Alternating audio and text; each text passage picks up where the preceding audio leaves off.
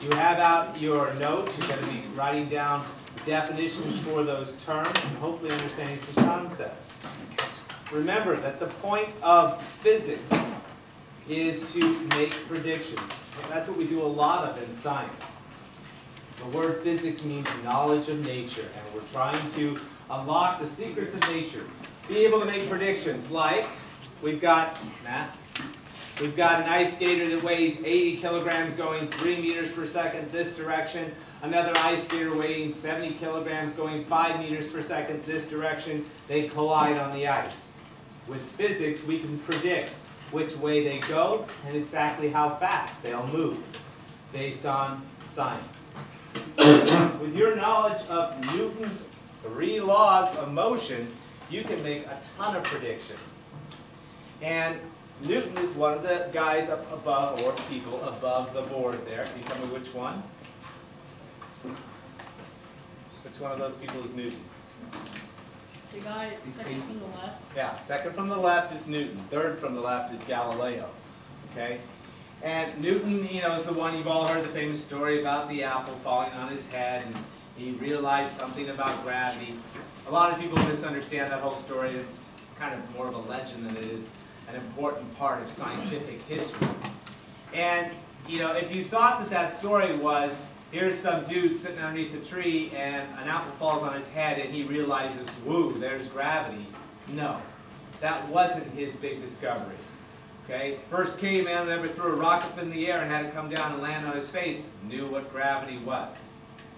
It didn't take a scientist millions of years later to figure out that this is gravity. What Newton described are certain things about motion, and he made 3 main laws. And these terms you see up here all go with his first law of motion. If you understand balance forces, net force, inertia, friction, you're going to understand that first law, and you're going to be able to make some predictions.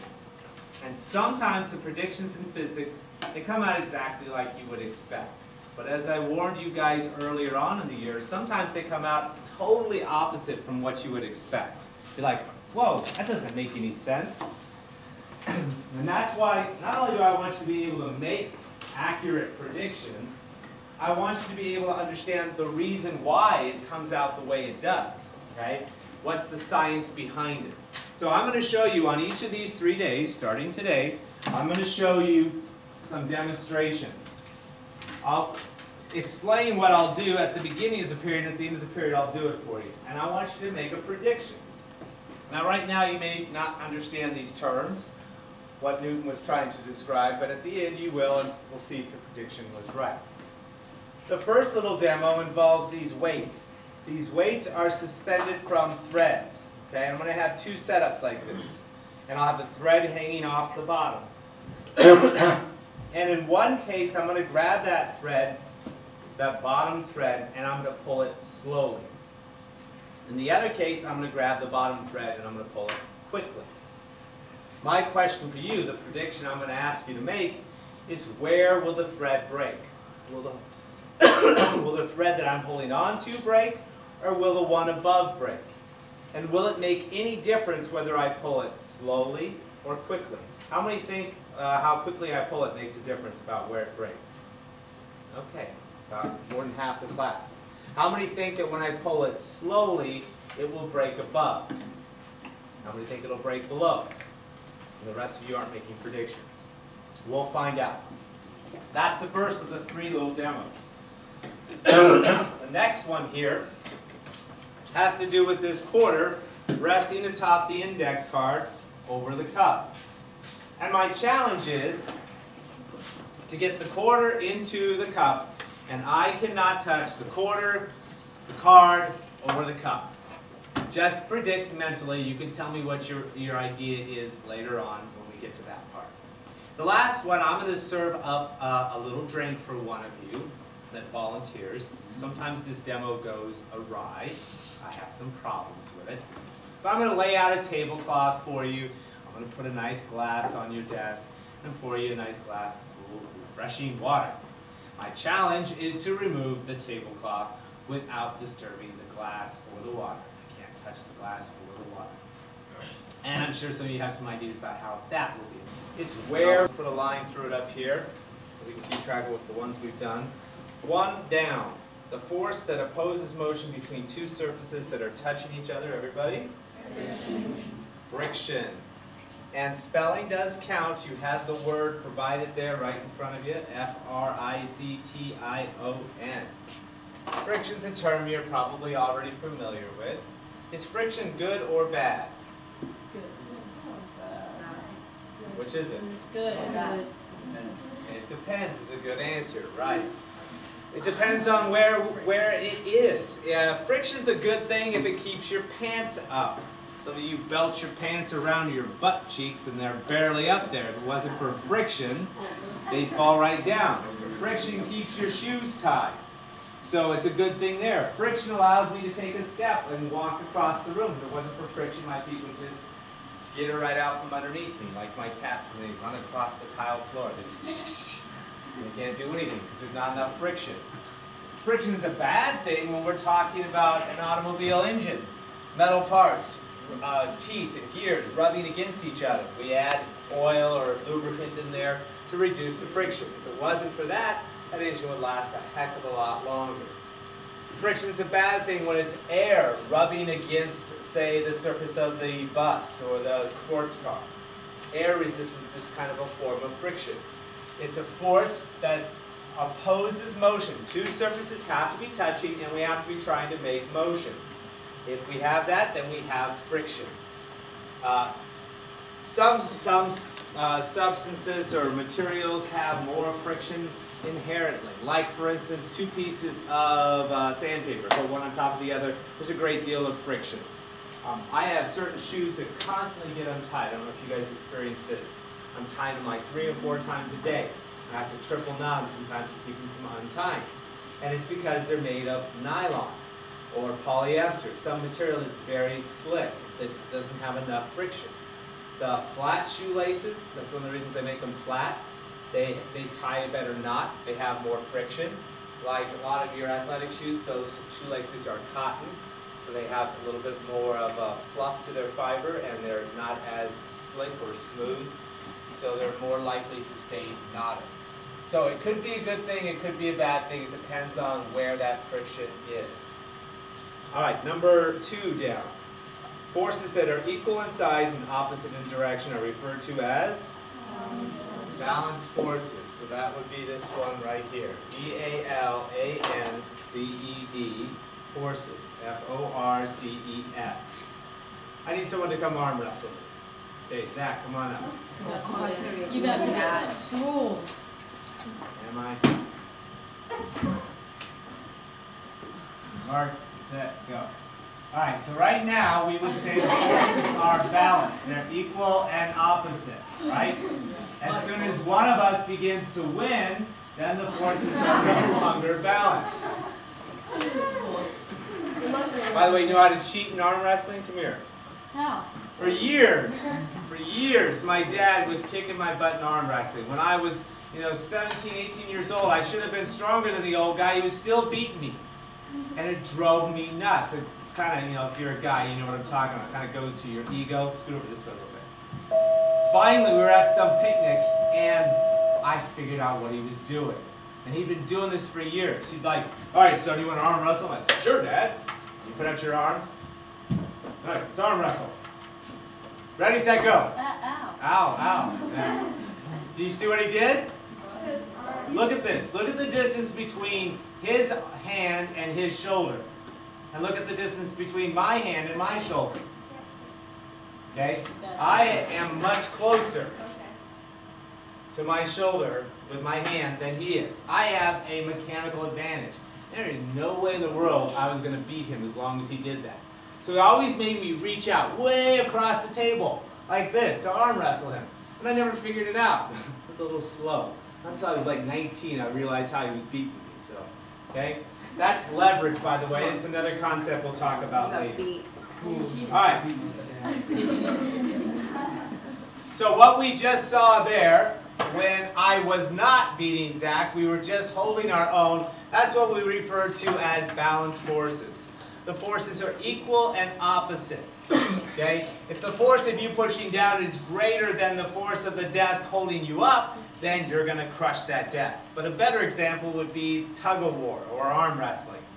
There is work being done there. You're working hard. Okay? You're applying a force, but no motion results. Head up, Matt. Same thing with the tug-of-war. If they're equally strong and the rope goes nowhere, we say there are balance forces. I come up here, I lean on the door doesn't go anywhere, the forces are balanced. As soon as this force is greater than that force, I win and I go somewhere. We'll get to that term in just a sec. Alright, let's see, 3 down.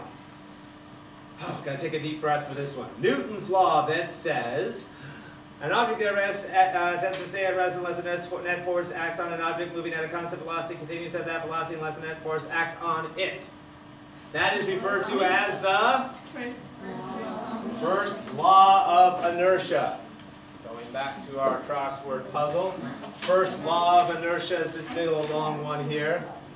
F-I-R-S-T-L-A-W-O-F-M-O-T-I-O-N. First law of motion. Thank you. That's what I meant to say. You did it. You said first law of inertia. I blame you, Brianna. It's all Brianna's fault. Everyone point at Brianna and say it's Brianna's fault. You're right. First law of motion. These are his 3 laws of motion. And this is referred to sometimes as the law of inertia. I prefer to say it in a little more simple terms. You could say all that stuff I just read. And sometimes scientists make things way too confusing. They give you all these terms and it just confuses you. I prefer to put it this way. An object keeps doing, Sedona. An object keeps doing what it's doing unless some force acts on it. Okay? Ooh, big revelation. I put this weight there, it just sits there. Unless some force comes up and acts on it, it doesn't do anything. The glass just sits there unless some net force comes and acts on it, right? Likewise, an object in motion tends to stay in motion unless something acts on it. What was the force that acted on the cup to make it stop? Gravity and friction and air resistance, the desk, yeah, it ran into the desk. All of those are forces that acted on it. A ball will continue to roll across the floor unless some force acts on it. What's the force there? Air, friction, gravity, exactly. That's what he was saying here. Now that may not seem like a radical thing to you, but this is long before we went out in space. So consider this. If you were to throw a ball out in space and you were away from any other gravity, any particles like air that would block or slow that ball down, that ball would go on and on forever and ever. There'd have to be some force to stop it. That's what he was saying, long before we ever made it to space. Okay? You see how that's kind of a radical thing? It may be obvious to you that things keep doing what they're doing, but it isn't always what you would expect. When you get out in space, then you start to see some of these things. Okay? All right, number 6 down. It says, the more of this an object has, the greater the object's inertia. The more what? Mass. Mass. So, inertia then is determined by mass. 4 across. The tendency of an object to resist any change in its motion. Inertia. That's this one right here. The tendency of an object to resist any change in its motion. The greater the mass, the greater the inertia. This is why this little dude will never push that little dude back, because he has not enough mass. Far more mass here. Likewise, when you're trying to push a car, you don't start by running into it from 20 feet away.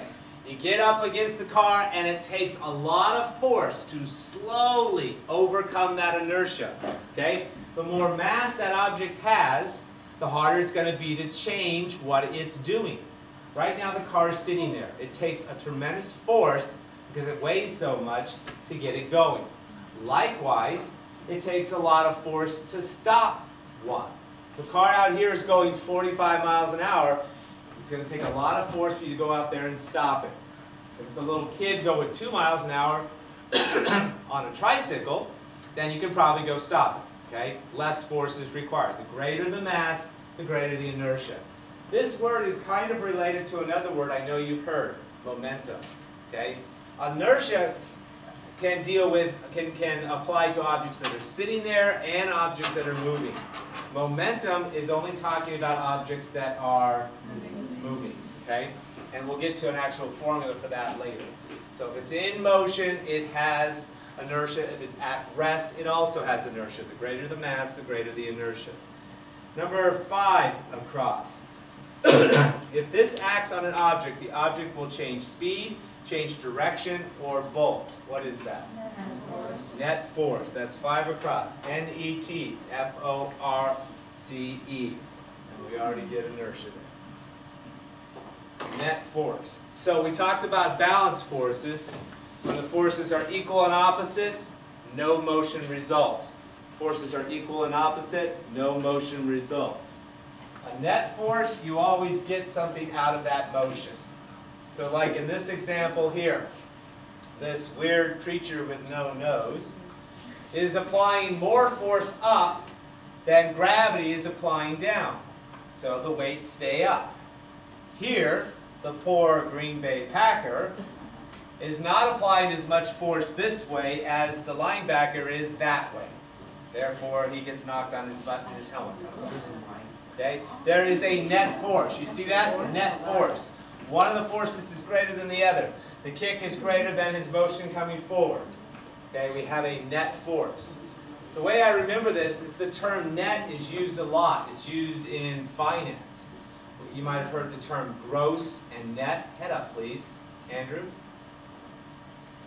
When we talk about net profits, that means what you actually take home. Okay, you have a business or something, and you're selling something, and it costs you money to make that. What you net means what you actually are able to take home and spend on Fritos or whatever it is you spend your money on. Okay. I remember it this way because, like, if you're going to go fishing and you cast your line, you pull the fish out. Okay, what you're supposed to do when you pull the fish out of the water on the line is you're supposed to put it in a net, because if you hold it in your hand and you try to take the hook out, what's going to happen? It's going to slip out of your hand, go back in the water, and swim away. Go na na na na na. Okay? But if you scoop up the fish and you put it into a net, then you know you've got lunch, you've got dinner. You can take it home. You net the fish. Got it? So when we net something, we actually get something out of it. A net force, one of them's greater than the other, and it's going to result in motion. All right, the next one, 7 across. Another name for Newton's first law of motion, which I said before by accident. Yeah, it's the law of inertia. Again, having to do with an object continuing to do what it's already doing. Law of inertia. L-A-W-O-F-I-N-E-R-T-I-A. Law of inertia. That would be that one there. Number 8 across, a title before Isaac Newton's name. Sir. S-I-R. Why is he given that title? He did something good for the country, and anyone with the name Sir before their name means that they were what? Royalty. Sort of. Famous? They were knighted by the Queen. That's it. Okay? I dub thee Sir whatever. Okay? So we had like Sir Francis Galton, Sir William Chiltern, Sir Lancelot. Finally, 9 across, a push or pull that one body exerts on another. Force. F-O-R-C-E. Score this out of 9, pass it up, and then we'll get to our little demos here. Got to do this kind of quick. I'm not the water. You already spilled it on somebody today. I did not. People are lying. I want to do it. Whatever we're doing, I want to do I said it. Bianca does it. I want to do it. Mr. Myers, I want to do it. No, you-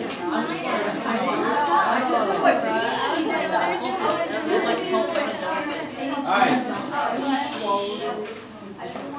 This is probably one one of the more valuable things in today's lecture. So if you guys will be quiet, I can get to this.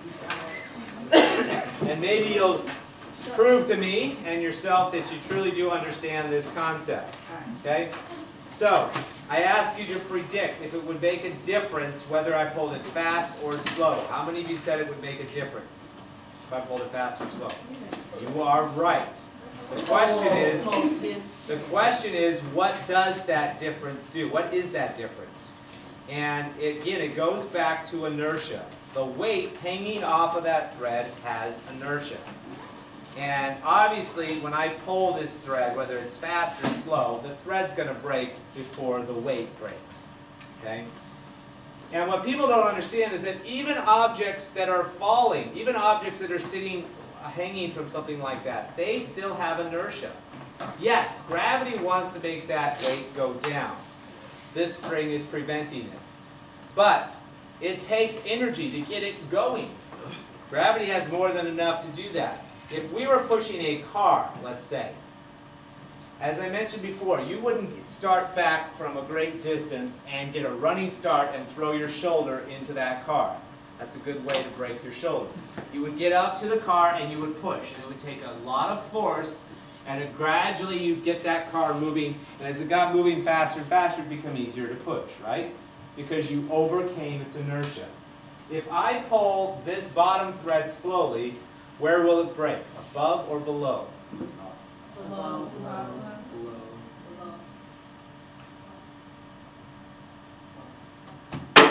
And where did it break? Above. Okay? The strength of the thread is the same above and below. The reason it broke above is because I did it slowly. It would be like pushing that car. Okay? If you're pushing the car, you don't come running into it and throw your shoulder into it. You go slowly. You're trying to get that weight moving to overcome its inertia. Remember, it wants to keep doing what it's doing. It wants to stay here. I know you're thinking, well, gravity wants to make it go down. True. But take gravity out of it and consider the weight itself would want to stay there. If we were out in space and I let go of it, it would stay right there. It has inertia. And I give it a push, and if there's nothing to block it, it'll just keep going and going. No air to slow it down. It would just keep going and going because it has inertia. We want to keep doing what it's doing. So this is just like pushing that car. I want to do it slowly to overcome the inertia. If, however, I want to take advantage, I'll get to you in a sec, Zach. I want to take advantage of the weight that it has. I can actually use that as something to pull against. Okay? If I were to grab it right here, you know if I yanked on that, then it would break above my hand, right? That's not a surprise, because this is not going anywhere. The thread will break somewhere in here. But if I pull this quickly, where will it break? Above or below? Below. Above or below the weight, I should say. Below. Below. Okay? And the reason it breaks below the weight is because the weight is giving me something to pull against. It doesn't want to move. It doesn't want to go with me. And if I do it quickly, it's hard for me to overcome the inertia. Oh, like if you were in space and an object had like a lot of mass, would it still take a while to get it going? Mm-hmm. It would still have inertia. Okay? Even though it would be weightless, it would still have inertia. So what we see like in space is we put big thrusters, big engines on an object we want to move. And once you get it going, it's easy to keep it going. And it's easier to speed it up because you don't have air resistance and things like that. The quarter on top of the car. Melissa? So like when somebody's on the moon and they jump out, why don't they keep going up? Because the moon has gravity. It does? Yes. 1/6 the Earth's gravity. Gotta do this quick. How do I get the quarter into the cup without touching the quarter of the cup or the card? There you go. Wait, what? I didn't touch the cup, the quarter or the card. The ruler did, right? Yeah. When I do this, what's moving? The card. The quarter has mass, therefore it has inertia, which means it wants to stay put. It wants to stay in that same spot, just like, hopefully, the glass with the water in it. Okay? Volunteer? Okay, come on up here. Wait. You get to sit right here. What do I have to Come sit, right? And once you get going, Scared. you get to be a victim. Mr. Myers, I'm really scared. Okay? So I'm going to serve you some water. The bell's going to ring, guys. Just stay put just a little bit longer. Your homework is going to be right here on this table. You can pick up on your way out. But this works on the same principle as that cup and card. Hopefully this is nice and smooth. You want to have a smooth table. You want to have a nice smooth tablecloth, neatly ironed. And you want a glass with not a lot of friction. I want some weight because the mass gives this what? Inertia. Okay? Without that inertia, it may go with the tablecloth. And I always like to pull in the same direction as the person. Okay? I have failed before on this one, just so you know. And I got my computer there, so hopefully I don't fail this time. Ready? 1, 2, 3. Yeah.